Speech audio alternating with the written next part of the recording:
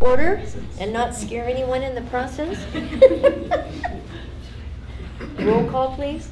Mayor Grimes, Mayor Pro Tem Wiggins. Here. Councilmember Smith. Here. Councilmember Wallstrom. Here. Councilmember Heckey. Here. Mayor Grimes is absent. Thank you. Thank you. At this time, I'd invite everyone to rise while Mrs. Kim Nixon from the Family Life Pregnancy Center leads us in the invocation, and then Mr. Smith will lead us in the flag salute. Bow your heads. Heavenly Father, we come before you tonight and we thank you for your goodness. We thank you for your presence here, Father. We ask that this meeting would be a meeting that would be productive, that would be filled with respect and honor. Father, I ask that you would guide and direct the city council, that you would guide and direct the city staff each and every day, Father God. We ask that you would be with Mayor Grimes, that you would watch over him, Father, grant him health. And we ask all of this in Jesus' mighty name. Amen. Amen. Salute. Pledge. I pledge allegiance to the flag of the United States of America and to the republic for which it stands, one nation, under God, indivisible, with liberty and justice for all. Thank you. You may be seated. Review the consent agenda. All items listed with an asterisk are considered to be routine and non-controversial by city staff.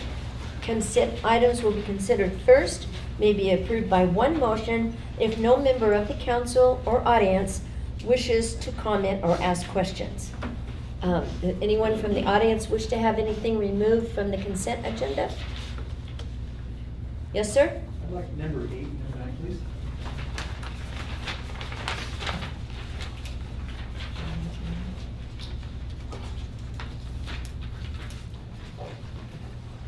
Okay. Anyone from the council? Motion to approve consent numbers 8 and 9 removed for separate discussion. Second. Moved and seconded. All in favor say aye. Aye. Aye. Opposed? Let the record show it was a 4-0 vote. Audience oral and written communications. The council welcomes public comments on any items within the subject matter jurisdiction of the council. We respectfully request that this public forum be utilized in a positive and constructive manner. If you are going to address the council, we would ask that you first state your name and area of residence, the matter with which you want to have discussed, and if any, the organization that you represent. Does anyone in the audience have anything? Honorable Mayor, council members, Law Professor Barbara Reynolds, resident of Tehachapi, 44 years. We have a interesting election coming up. And since this is my first rodeo regarding voting by mail as opposed to voting in polling places, I would love to have some clarity on the issue, and maybe some of those that are listening to the broadcast would also. Let me ask you, is everyone voting by ballot by mail, or is there going to be polling places? Polling places? Yeah. Yes, polling places.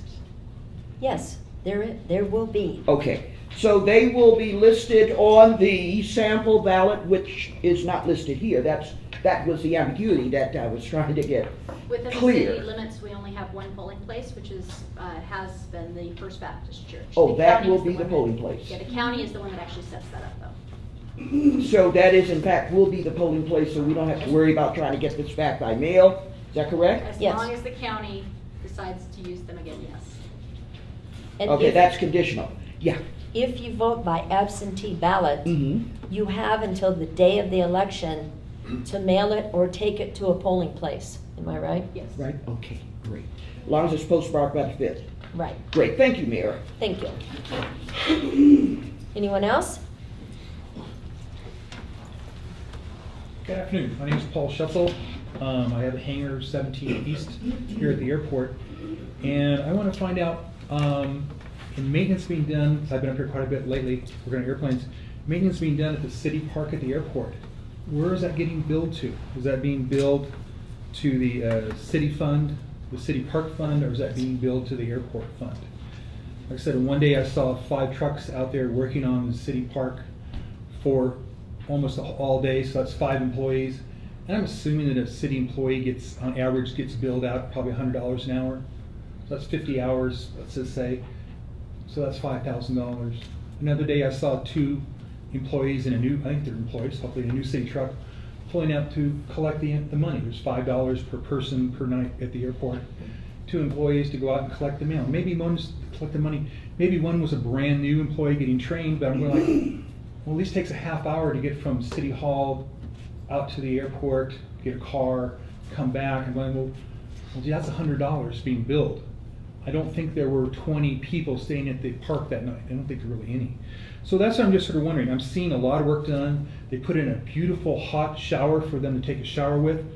I know that took at least 2 days and 3 employees each day there, because my hangar's right next to the park. So I'm wondering, where is that getting billed to, and who is paying for that at the city park at the airport? Before we answer that, could you please, you said your name, but you didn't say your area of residence? I own a hangar at the Tehachapi Okay, airport. but, I live in Roseland. all right, thank you. And in Idaho. That's fine. Okay, I was just surprised. I just lived. No. Okay, thank you. Ashley? That would be billed to the airport fund, to the enterprise fund. Same thing though with the money taken in from the hikers, that's also a part of, also goes to the airport So fund. we're running the park by having because I'm assuming a lot of this work is done to support the Pacific Crest Trail hikers. The 2 new outhouses you have, the dumpster, the shower, something that just got reinstalled. So are we paying, since I do pay taxes, I pay property taxes on the hangar, property taxes on the airplane, and a monthly lease fee.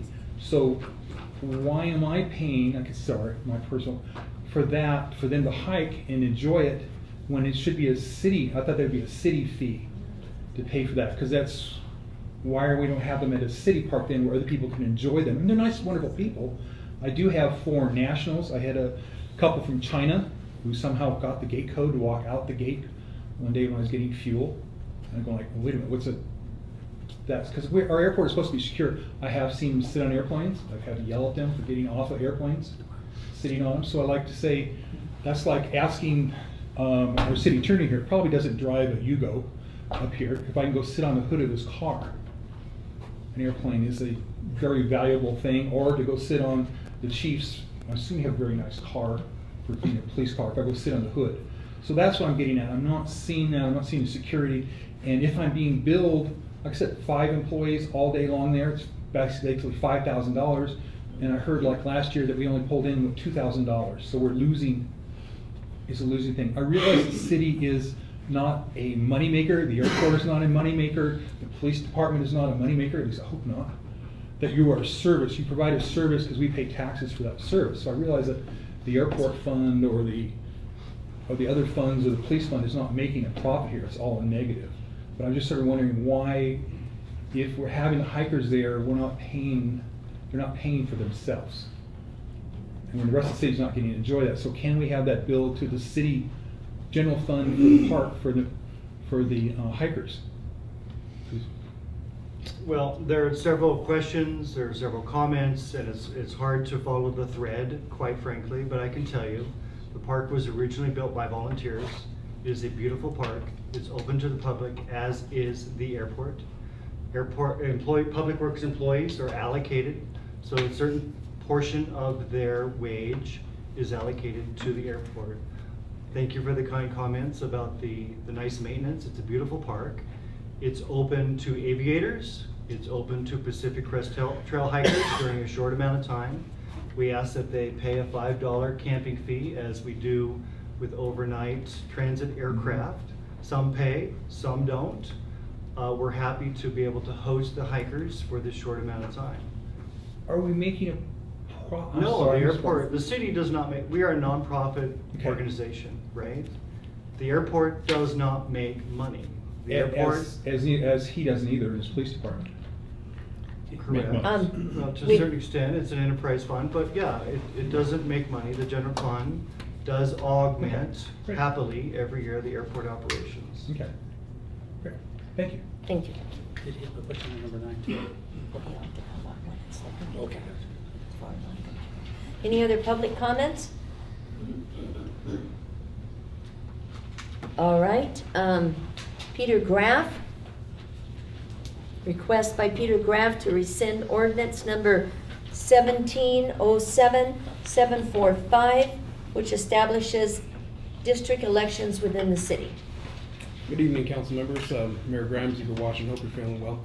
I'm simply here to ask the council members to review what they've done with these voting districts. Since the beginning, it's everybody that I've spoke to. Now bear in mind, I spoke to 565 people that signed my signatures, put their signatures inside the packets. These folks had no idea what was going on. And I understand that you put it out in the newspaper, and I understand that it was advertised. But there may be another avenue for newer events and future events that you may want to choose a different avenue of posting to the public, because for the majority, within 4 days of those 500 and some odd signatures I got, nobody knew about this. So I think it would behoove the city to at least make sure that everybody's properly notified. That being said, I went out and I did develop a referendum petition, and I used the number one petition on Google search.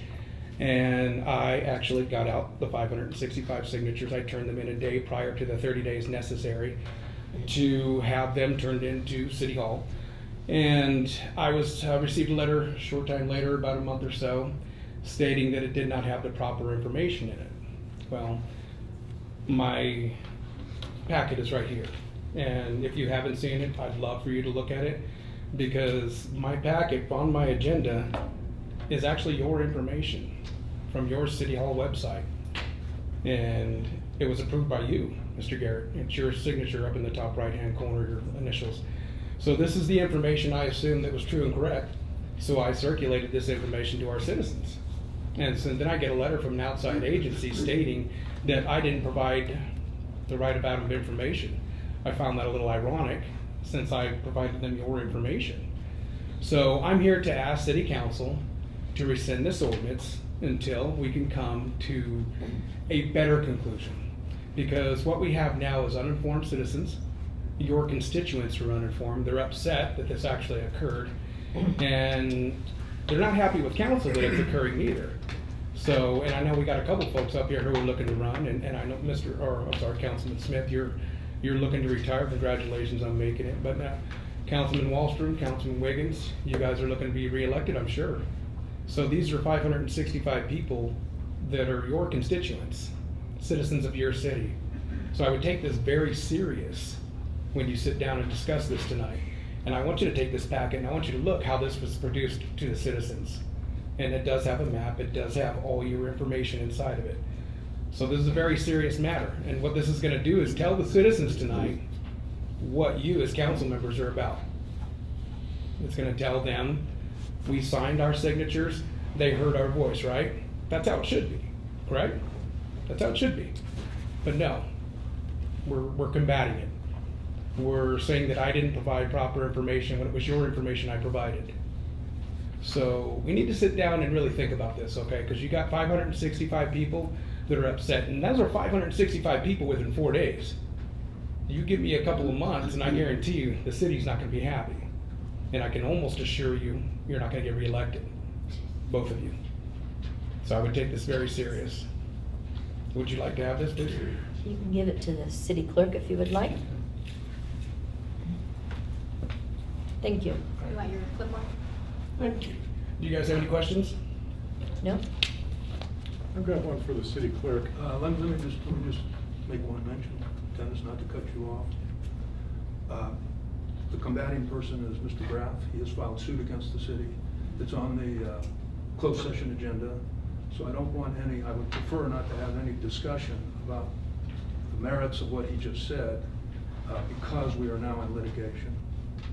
Oh, yeah, it wasn't that. It was, Okay. what I was trying to figure out, what I don't know is, when an ordinance is assigned a number, when it says unassigned, and I think we have, yeah, unassigned ordinance 1418, how long does that take to get a number assigned to it? I think Ashley can answer that. or It's Victoria. assigned as soon as it's adopted, it's assigned the following day. And also on our agendas, you can see at the top, it'll tell you the next unassigned number. I wanna say it's usually second page through an agenda. Yeah. And on that note, Ashley, the paperwork that I just provided to you, which was initialed by Mr. Garrett, if you go to page 2, the first paragraph, that's actually the ordinance number that just says 17 and it's blank. And this was, well, almost 3 weeks after you guys had already approved it. If that was pulled from the agenda, that would have been from the initial packet. Let's stop the dialogue Yeah. back and forth. Everything should go through the mayor pro tem. But my point being, Mr. Schroeder, is I think it should have been provided. If that's the information I'm gonna have to circulate to the citizens, it should have been provided, correct? I'm not responding to that, Mr. Kraft. Oh, Thank I'm you, just- Mr. Graff. I'm just asking for. We are Yeah. we I know, are I know, going I know where to, you're at. I know where you're at. we are going to discuss this in closed session, and I want to thank you for your comments tonight. Okay, anybody else? Okay, thank you. All right. Number 8, sir, you requested this be pulled? Yes. Number 8 and 9? Yes, again, it goes back to the cost. Is the airport gonna pay for the cost? Because this has always been held at the airport, I realize that stuff. But I'd like to see us starting to do it somewhere else, like one of our high schools. I have seen people sitting on the tracks there. Like I said, my hangar is closest to the park, and I have had my access to my hangar blocked due to the, what happens at the airport, the wildness of people driving around at the airport. True, most of that stuff. I have stopped people coming through the gates who don't belong at the airport, driving on the airport for the 4th of July. So, and it's also next to, I'm surprised Caltrans or the High Patrols complaining about the fireworks, and I'm really surprised in the years there hasn't been an accident that I've heard about. But I would like to see, the reason why I objected to it, I'd like to see this eventually moved out of the airport and maybe over to someplace where you have more access, because really you only have access across the railroad, and I keep hearing a train goes by every 16 minutes. So I'd like to see it done someplace probably a little more open. One of those schools I fly over are nice big areas to have it done at a nice big park or at a school. Someplace a little more access for people and a little safer for people for driving and not being on the train tracks. That's why I objected to it, see it moved. Any questions? And that's both for 8 and 9, is that correct? Yes. Okay. Thank you. Thank you. I'll entertain a motion for number, oh, Discussion. I'm sorry, anyone else in the audience like to comment on that? Yes, sir. Thank you. My name is Carl Garrett, and I live in the city. You know, we've had, the reason we use the airport, we've used it other places in the last few years, is at the airport is for the security of the fireworks. Our largest shell is a 6-inch, which is 600 feet into the air, and for the security, that's why the airport has been used. It's city property, so we've used Capitol Hill before that was developed, but we need a secure area to do the fireworks. And the airport is the securest, largest area where we are at the distance away from the general public. So for that reason, the airport is used there. And, you know, it's for safety. Thank you. Any other comments? Any comments from the council? If not, I'll entertain a motion for number 8 to approve the agreements between the City of Tehachapi and Chris Fulton, Honky Tonk Truckers, Tehachapi Community Orchestra, and the Tehachapi Pops, subject to city manager and city attorney approval. So moved. Have a motion, do I have a second? Second. Moved and seconded. All in favor say aye. Aye. Opposed? Let the record show it was a 4-0 vote. Number 9, any other comments from the council, audience? Motion to approve. Have a motion to approve Pyro Spectaculars contract. Do I have a second? I'll second. Moved and seconded. All in favor say aye. Aye. Aye. Opposed? Thank you. Let the record show it was a 4-0 vote. Report to council regarding current activities and programs. Thank you, Mayor Pro Tem Wiggins. I wanted to send a big thank you to Main Street, to Greater Tehachapi Economic Development Corporation, and to the Tourism Commission for their generous contributions towards new Christmas light decorations downtown. So Main Street donated $5,000, EDC $3,500, and the Tourism Commission $2,000. So we'll be purchasing some new Christmas decorations for our downtown area. In addition to that, Kim Nixon actually had a great idea, and that was similar to our Adopt a Flag program. We could adopt Christmas decorations. So we're looking into that program as well. So looking forward to the downtown area this coming holidays becoming nice and pretty again with decorations. Big thank you also to Rio Tinto. Rio Tinto US Borax hosted a mine tour a couple weeks ago, and it's not just a big giant hole in the ground. Oh, yes, Even though it is. It's 2 miles by 2 miles across and 750 feet deep. And the borates that they mine out of there are used in almost everything that you can see, quite frankly. They were very gracious to give us a great tour, and the economic impact that they provide, the positive economic impact to Kern County is quite large. So thank you to Rio Tinto. Also, Whirlwind and Solar has purchased the old Ace Hardware building downtown. Buddy and Nikki Cummings are renovating that, and they'll be moving their corporate headquarters to downtown. So we're very excited about that, and we welcome that and thank them for that. Also, West Lane Brewery, they are going to be opening a new microbrewery on H Street, just east of Scott's Auto Body. So we'll welcome them to the greater downtown area, let's say. Cerro Coso Community College, they continue to put down deeper and deeper roots in our community. There's such a large need for a JC and even beyond in Tehachapi in this community, and their programs, their classes, every semester grow and grow and grow, and we work very closely with them, so want to continue that support. And then also a couple of big congratulations to 2 local businesses, one in the city of Tehachapi, Johnny's Take and Bake. Yeah. They won the Kern County Award for Rising Star in Kern County. And then South Street Digital, they're not in the city, but we're certainly proud of them, and they provide a great service to our community also. Family-owned Business of the Year in Kern County. So congratulations to those 2 businesses.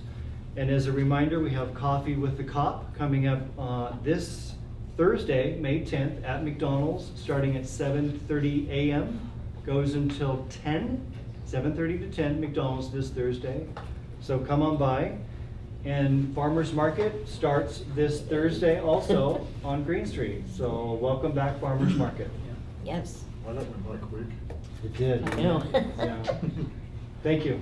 Thank you. Mr. Wallstrom, do you have anything? No, I don't. Nope? No? Not this evening. Okay, I just want to say that we did go to the luncheon to be able to see our wonderful businesses honored, and I got to talk to those 2 young girls, and I'm amazed. I want to ask them if they're going to sell stock or something. They really have it together. It's really refreshing to see that. And we had a good time getting to see them take 1,000 pictures and a whole line of dignitaries to present all of them a resolution or something. So that was very nice. Okay, Councilman Hitkey. Great. Thank you, Madam Mayor. I have just one item. I have been requested numerous times by our constituency, our citizens, who have asked me for my opinion and my position on certain things that had legal implications, legal connotations, legal matters associated with them. My first preface naturally is I'm not a lawyer. However, having said that, because they are my constituents, the citizens in this community that have come to me and asked those questions regarding these types of situations or matters, it has become clear that their ability to answer questions that had legal implications is limited. They have then asked whether or not I could find out a way or do something to better serve their concerns. That has led me to the item that I have in front of us tonight regarding the request for the council to make a resolution that if a council member feels that there are concerns from their constituency brought to them that need outside legal input, that we be able to, as council members, to go out and at will, and I appreciate there's a lot of goodwill and a lot of judgment that's applied to something like this, but to get answers for the citizens of our community regarding legal matters. So therefore, I'm asking the council tonight to basically pass a resolution that allows council members to go out to contract with outside legal counsel to better serve their constituency in matters that impact them, and them being us, the council members. Should I respond? Yes, please. The law doesn't allow it. It's pretty simple. You got me, and we have outside counsel that I hire from time to time, and you can address those questions to the city attorney. The law doesn't allow anything else, other than if you're civilly sued as a council member, we are, under certain conditions, allowed to appoint you an attorney to defend you. Or if you're criminally charged, we can do that under certain conditions. But you can't hire your own attorney at the city's expense. That's not allowed under the law, and I can see why. It would create some very, very difficult situations. One council member might sue another and the city pays for it. One council member might sue the city and the city pays for it. There's just a lot of issues there. So the law doesn't provide for it. Well, I'm not necessarily, thank you for that explanation. I'm not necessarily concerned with council member to council member. I was approached and addressed regarding citizens to the council, because again, the council represents the citizens. I mean, they are who we work for. You in turn work for the city manager, you work for the group. I work for you. I work for this council. City manager doesn't. Well, unfortunately, and I'm not trying to get contentious, unfortunately the citizens in the community sometimes have a different opinion of that. They might. Because of some of the things that have happened in the past. And that is why the question was brought to me on whether we could do something as a council to better represent the citizens. But Mr. Schroeder, I mean, if you say that that is against the law. The law doesn't provide for it. That's all I can tell you. Okay.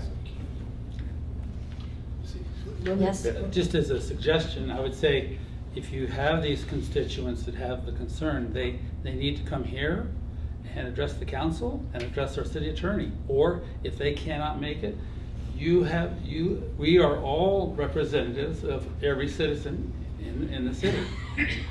And please write down their concerns anonymously or whatever and say, I have this person who has this concern, and bring it to the public.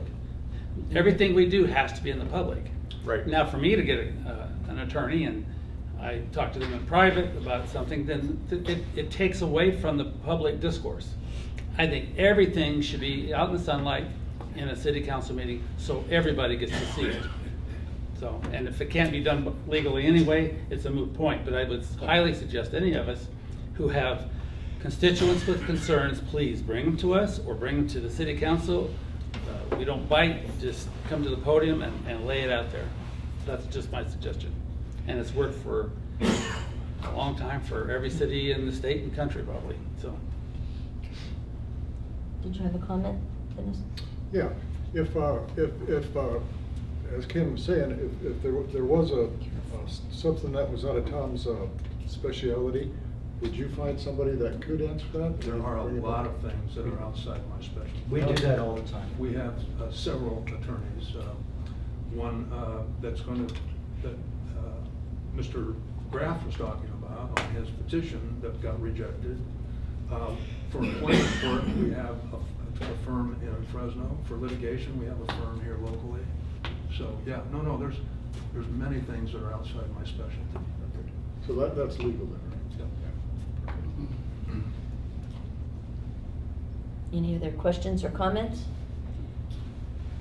Thank you, Mr. Schroeder. All right, thank you very much. At this time, we will adjourn into closed session.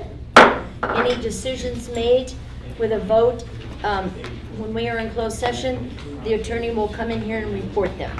Thank you.